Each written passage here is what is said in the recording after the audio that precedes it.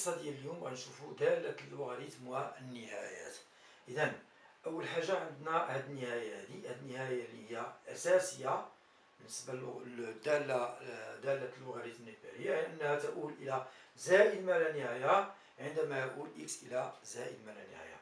غادي نقبلو هاد النهاية هادي وغادي نبينو على هاد الخمسة النهايات اللي هما نهاية في الصفر هي ناقص ما لا نهاية، نهاية ان اكس على اكس هي صفر زائد ما لا نهاية، نهاية ديال اكس ال ان دي اكس في صفر هي صفر، كذلك نهاية عندما يقول اكس إلى واحد ال ان اكس على اكس ناقص واحد هي واحد، ال ان ديال واحد زائد اكس على اكس عندما يقول اكس إلى صفر هي واحد.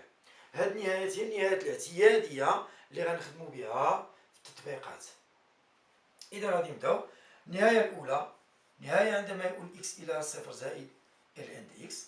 يمكن لي نلاحظ بأن ال إن دي إكس هو ناقص ال إن بواحد على إكس. الآن إكس يؤول إلى صفر زائد ما لا نهاية يكافئ أن واحد على إكس يؤول إلى زائد ما لا نهاية.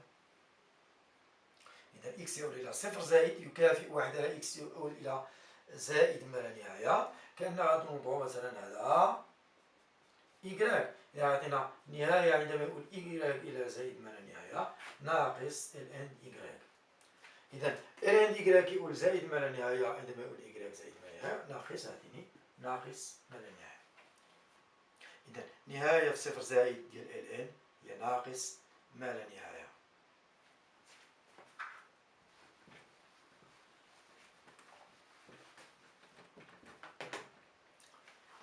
بالتالي باش نبينو هاني غنبين واحد المتفاوتة لكل إكس أكبر نقطة من صفر ال إن إكس أصغر من أو يساوي جذر إكس.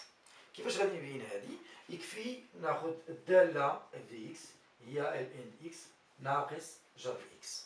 هاد الدالة هادي غادي نبين بأنها سالبة، إلا كانت هادي سالبة غادي يكون عندنا إذا ال إن إكس أصغر من أو يساوي جذر إكس.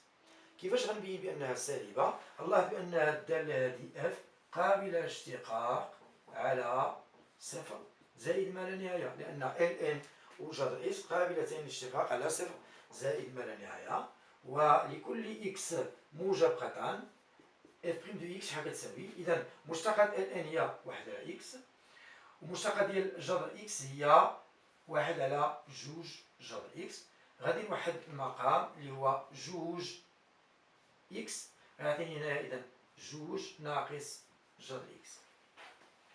إذا المشتقة كتنعدم في 4. ممكن نلخص التغيرات ديالها في جدول.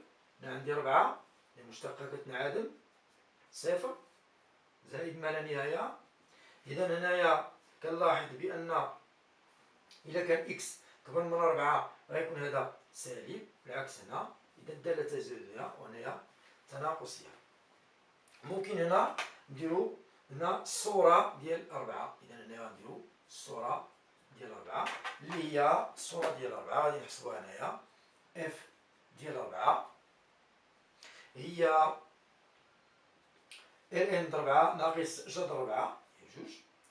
هذه هي ال ان جوج مربع ناقص جوج هي جوج ال ان جوج ال ان ا أس ان هي ان ال ان ا ناقص جوج. ملي غادي نعمل بجوج ال ان جوج ناقص واحد.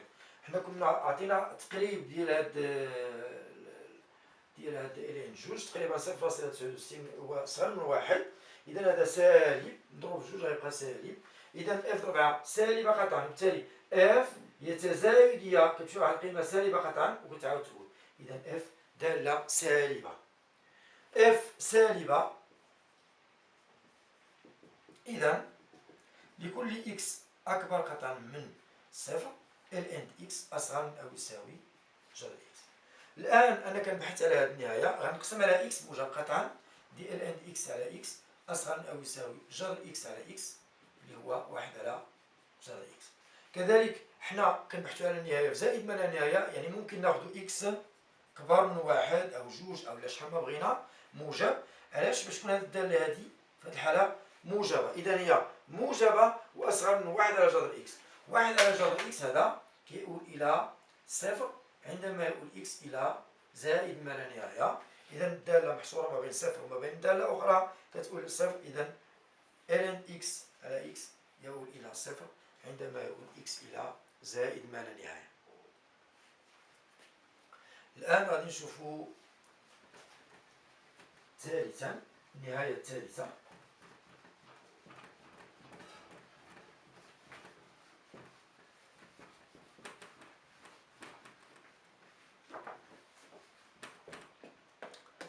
إذا ثالثا نهاية عندما يؤول x إلى صفر زائد x ln x. غادي ندير نفس الفكرة اللي درنا هنايا. غادي نلاحظ بأن هذا هو نهاية عندما يؤول x إلى صفر زائد ناقص x ln واحد على x. كذلك ممكن هاد x هذا نجيبو لهنايا، أعطيني نهاية ناقص ln واحد على x على واحد على x عندما يؤول x إلى صفر زائد. الآن إذا وضعنا y هو واحد على x، كذلك هنا y هو واحد على x، y يؤول إلى زائد ما لا نهاية يكافئ x يؤول إلى صفر زائد. إذا هذا يعطينا نهاية، عفوا هنا x، نهاية عندما يؤول y إلى زائد ما لا نهاية ناقص ln y على y، وهذه هي اللي بينا ثانيا كتؤول إلى صفر. إذا النهاية في صفر زائد x ln x تساوي صفر.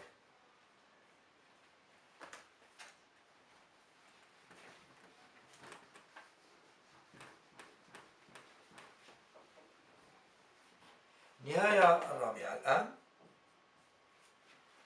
النهاية الرابعة يمكن نكتب على الشكل عندما يؤول x إلى واحد ln x على x ناقص واحد. هنا ممكن ندير ناقص ln واحد باعتبار على أن ln واحد يساوي صفر، وهذا فاش كيفكرنا f دو x ناقص f ل a على x ناقص a عندما يؤول x إلى a. إذا هو إذا كانت f قابلة للاشتقاق عندما يؤول x إلى a غيكون عندنا هو f بريم ديال a، وهنا عندنا الدالة ln هي قابلة للاشتقاق، مشتقة ديالها واحد على x. إذا هذا غيؤول إلى الصورة ديال واحد بالدالة واحد على x. بالنسبة لخامسا هنا عندما يؤول x إلى صفر ln واحد زائد x على x، فإذا وضعنا مثلا x زائد واحد يساوي y، كنلاحظوا بأن x يؤول إلى صفر يكافئ y يؤول إلى واحد. إذا هذه النهاية شنو غتولي؟ النهاية عندما يؤول y إلى واحد ln واحد زائد x اللي هو y على x يساوي y ناقص واحد. وغنجبرو هاد النهاية ديالنا هادي، يعني عوض x عندي تما y، وحتى هذا غيكون إلى واحد. إذا هادو هما النهايات الاعتيادية اللي غادي نستعملوهم باستمرار. طيب الآن شنو غنستنتجو بالنسبة لدالة اللوغاريتم؟ غادي نستنتجو من خلال هاد النهايات، خصوصا النهاية الأولى هذه الأساسية وهذه، يعني عندما يؤول x إلى زائد ما لا نهاية، النهاية هي زائد ما لا نهاية، و ln x على x ما لا نهاية تعطينا صفر. هذا معناه أن محور الأفاصيل هو يعني الدالة تقبل محور تقبل فرع شلجمي اتجاهه محور الأفاصيل. كذلك النهاية في صفر هي ما لا نهاية، معنى أن المستقيم ذو معادلة x يساوي صفر هو مقارب عمودي لمنحنى الدالة اللوغاريتم. إذا غادي نعاود نكتبو هادشي هذا.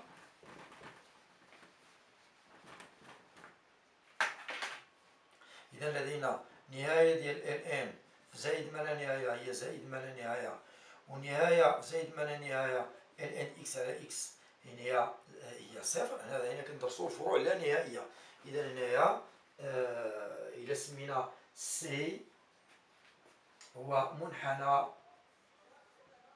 الدالة ln، أن c نقولو c يقبل فرع شلجمي اتجاهه محور الأفاصيل.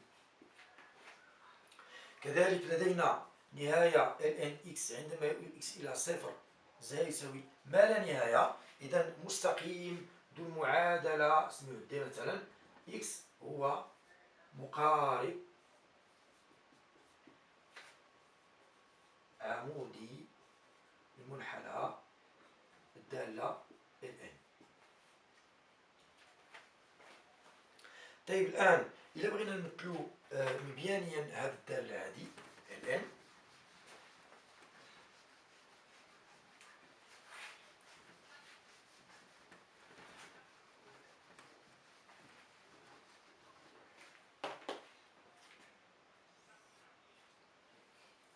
إذا سبقنا شفنا بأن طبعا الصورة ديال واحد هي صفر، سبقنا كذلك شفنا بأن الصورة ديال جوج هي تقريبا 0.7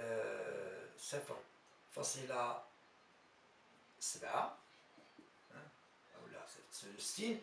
واحد على جوج ln واحد على جوج هي ناقص ln جوج، إذا غيعطينا تقريبا 0.7. هذه الصورة ديال واحد على جوج. هنا عندنا فرع شلجمي، هنا فرع شلجمي اتجاهه محور الأفاصيل، وهنا عندنا مقارب عمودي.